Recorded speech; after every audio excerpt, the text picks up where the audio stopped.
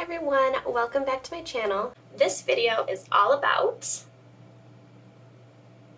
I wanted to do something different with this next series of videos. Normally, my video is an entire project from start to finish, but this next project, ooh, pretty.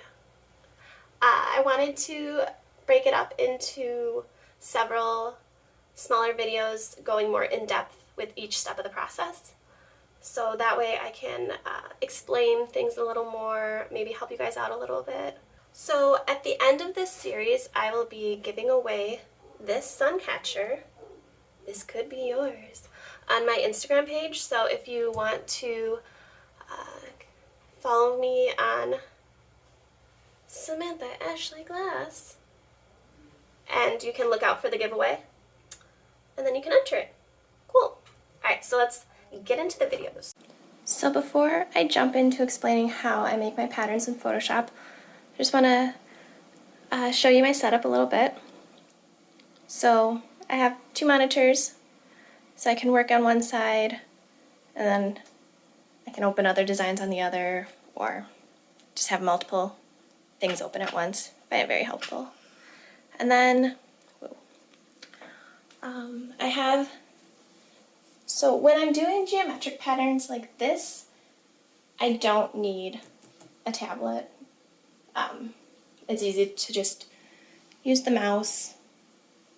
But when I'm doing more complicated patterns like flowers or things that need to be drawn a little bit more, then the tablet comes in handy a lot.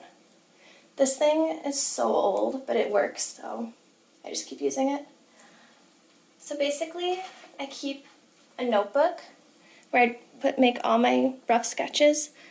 This was the inspiration for this piece. Then I pared it down to a smaller little sketch, and that is where my design started.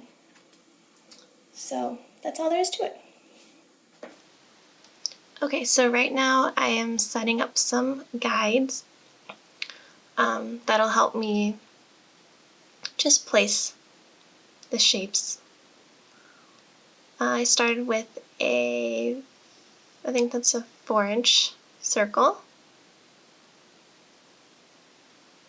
And then we have a 2-inch circle. So what I'm doing is I'm just placing a bunch of circles right now, and then that's the basis for the rainbow.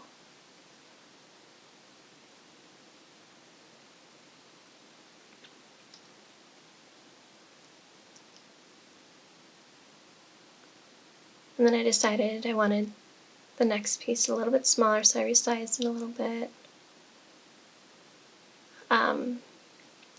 So basically I'm just using my mouse and the shape functions. And then I used the pen tool. I used the curvature pen tool to do curves. And the guides come in handy to make sure each curve is symmetrical. And now I just erase half of the circles to give me my rainbow shape.